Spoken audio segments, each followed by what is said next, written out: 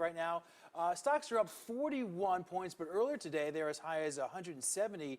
Our financial analyst Steve Budin is here with me now. You got some new construction numbers coming out, spending at a 10-year high. So what does that mean? Yeah, let's start the year on a good note. Yeah, right. Best construction numbers in 10 years, which is good. The thing I like about the construction numbers is there's so many jobs attached to construction, the trickle-down effect of those as well. So you may have the general contractor, the subcontractor, the supplier. So for every construction job, there are 3 or 4 other jobs that go along with that. So when you see these numbers, it's always good to see it higher, obviously, but November's numbers were a little slow. So it's one good month, but hopefully it's a good trend.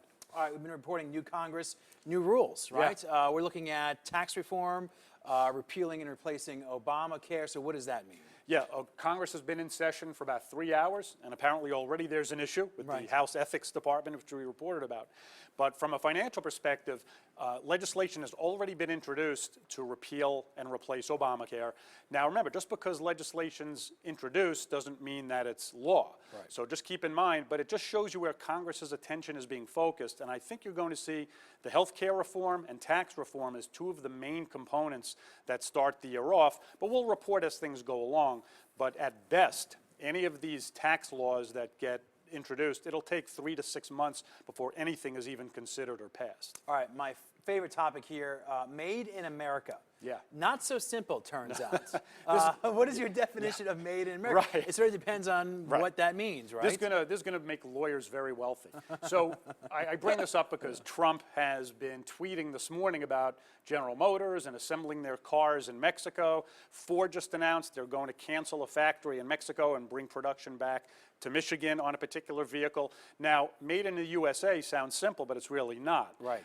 Its strictest definition says all or virtually all of the item has to be assembled here. Assembled, but not That's made. right. Those parts could be made in perhaps another country. That's right. So are you using domestic parts? Are you using foreign parts? Are you making it? Are you assembling? So made in America versus assembled in America are 2 different things. So for Trump, I understand he's using the bully pulpit to shame some of these companies into bringing jobs back, but it's not as simple as telling General Motors, all right, now you have to make the car here.